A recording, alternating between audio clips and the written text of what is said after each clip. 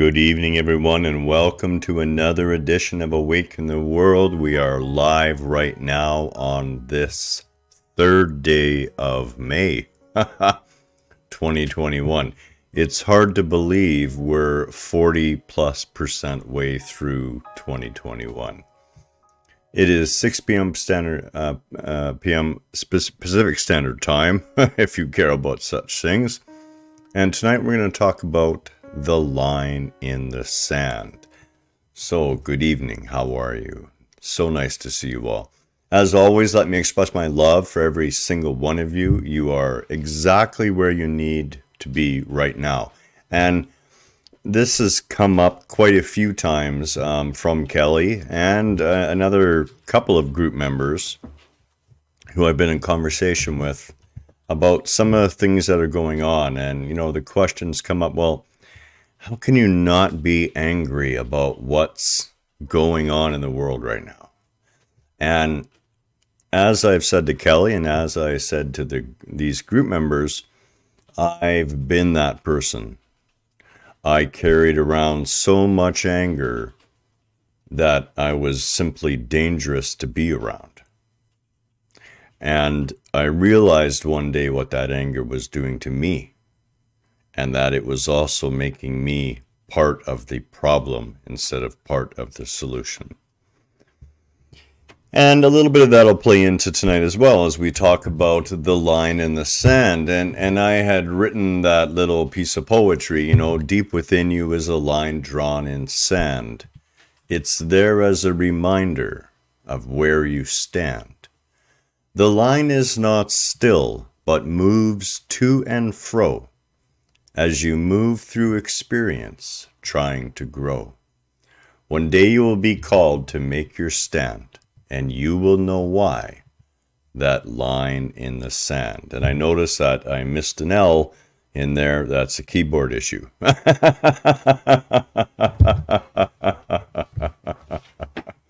Kelly will tell you, I don't make spelling mistakes. I just don't.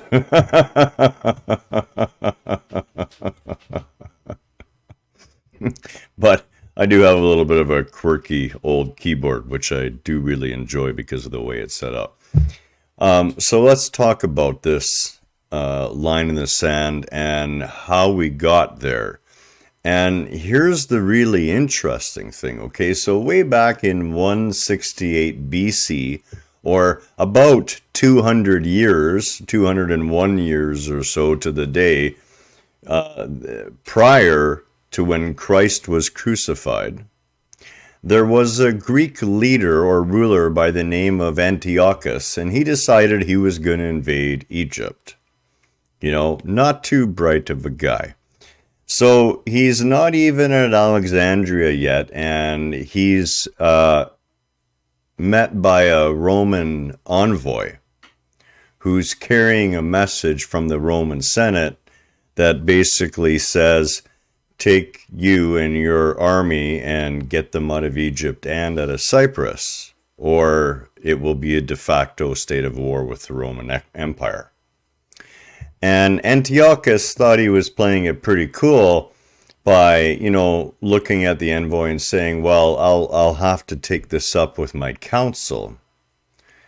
And it was at that point that the envoy instructed one of the Roman soldiers to draw a circle in the sand around Antiochus. And he said to Antiochus, you need to give me an answer before you step out of the circle. Basically indicating that if he didn't give an answer and tried to step out of the circle, they'd be in a state of war with the Roman Empire and he'd probably be killed on the spot. Well, it turns out that he wasn't quite that dumb, and he made the right decision and promptly turned around and withdrew. And from that day, we've had this saying, the line in the sand. The line in the sand I'm talking about is similar, although it's not a physical line in the sand. It's the line you hold with yourself. And this can be loosely thought of, I guess, and I'm struggling for descriptions on how, again, to to delineate something that really doesn't exist in the physical sense and yet exists very realistically in a lot of other senses. Let's just say that line that you have within you is really the line of which your higher self has kind of delineated as the end point of where this ego could possibly go. And you'll notice I said in a little piece of poetry that that line wavers and moves to and fro. It doesn't actually move. What moves is your level of consciousness in relation to your willingness to accept that line that's already drawn there within the heart of you. This is the line that when you're honest with yourself, you know you've crossed with another person or with another experiencer, something that's sharing an experience with you. You know when you have crossed that inner line. And another term that we use for that, and this is where the problem begins for a lot of people, is that we have ultimately in some way betrayed ourselves. Now, unlike Antiochus, who faced pretty much certain death should he have stepped over that line in the sand, the universe we live in is much more loving and forgiving than that. You will be called time and time again to the edge of that line, to that place within your being where the decision you have to make will represent a betrayal of what you know to be the highest good within you or not. Whether you choose to step over that line or hold that line is entirely up to you. And we would think that that was some sort of test. And I guess in a really loose sense it is. It's more a case of creation holding up a mirror to you and saying, no matter where you think you are in your level of development, this is the end point for you right now, as you're looking into that mirror that's holding. There's been times in my life where I've been called to that line in the sand too, and thankfully, most people don't experience them in near as dramatic a fashion as I was forced to experience. My own inner line in the sand. And without getting too much into detail, it really came about when I had determined that my entire being was all about serving the whole of humanity and the whole of creation instead of serving myself.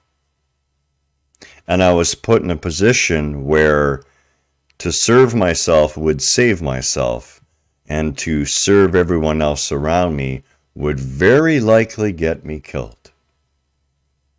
Well, I didn't cross my line.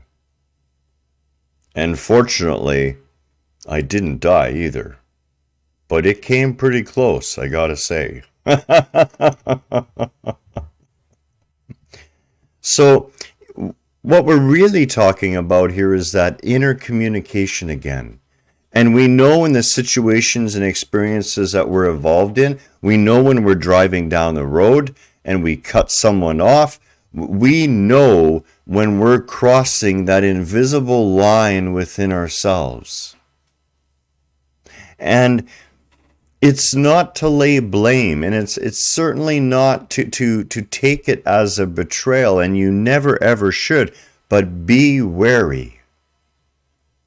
The first time we betray ourselves, if we must use that word, and really if we can take the negative connotation out of the way, there really is no other word that really sums it up so well, because it really is a betrayal of self.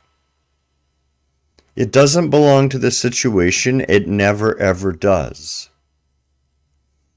That's the other aspect about the line in the sand that we have to understand, that line within our being. That line is the place where all of creation gathers to watch what we are going to choose. And it has nothing to do with whatever's going on. It only has to do with you, right here in this moment. And the first time you cross that line with yourself, it's incredibly difficult. As a matter of fact, I remember the first time I did, and it made me feel sick. Sick to my stomach. The problem is if you keep betraying yourself, if you keep crossing your own line in the sand, and it is your own line, it appears to be getting easier and easier. But what's happening is you're becoming numb to the damage it's doing within you, to the dissonant infection that begins to grow when we betray ourselves in that way. And as I have experienced this directly, I'm also fully aware of all the excuses that I would use why it was okay to step across that line. But ultimately, the reasons were my own and about me. Not about the situation, not about anyone else, but about me. And as I've said, we can look at it loosely as a test, but it's not a test.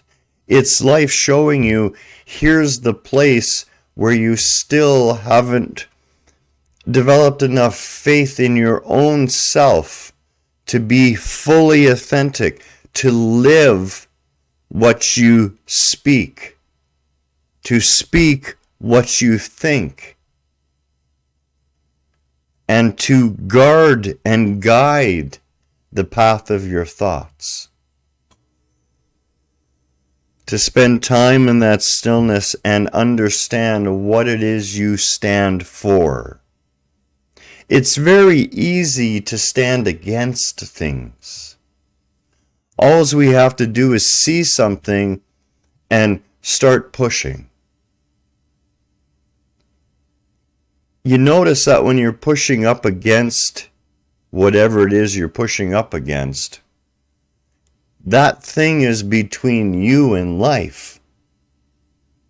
It becomes, to some, almost a shield. We become accustomed to pushing up against things because when we do it, we're shielded from the rest of life.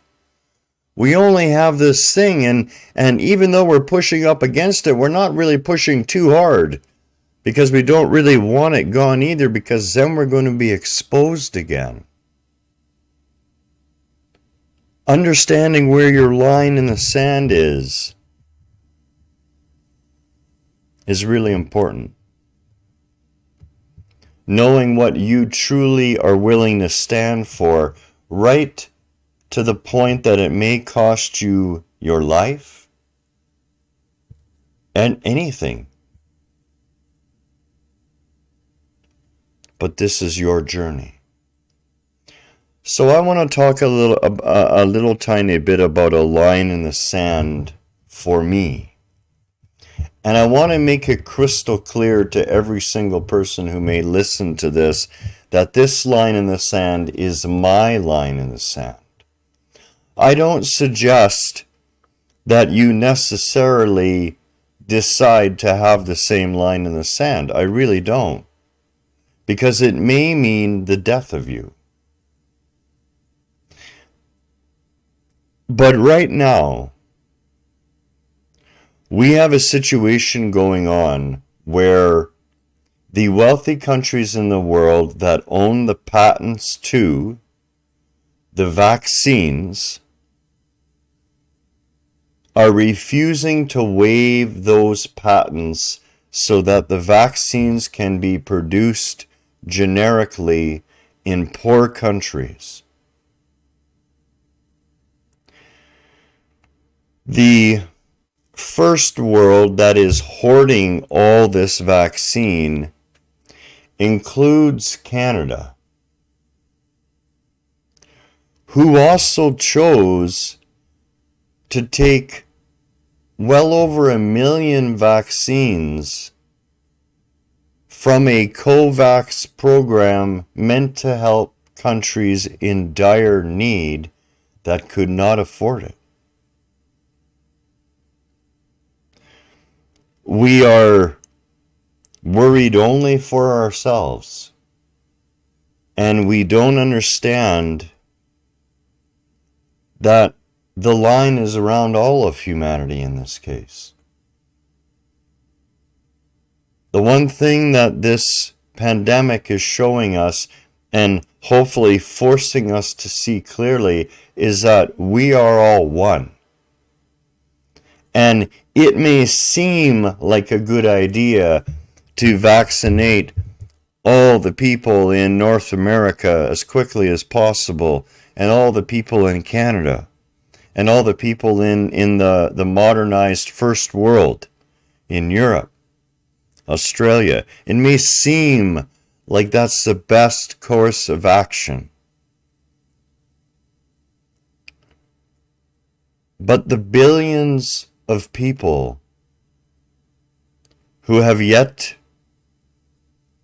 to even receive proper medical equipment and proper PPE in order to help combat what's going on in their poor countries, we run the risk of seeing a continual spread of mutation after mutation after mutation, to the point where the vaccines that we're hoarding, the vaccines that we're keeping for ourselves, simply won't save us.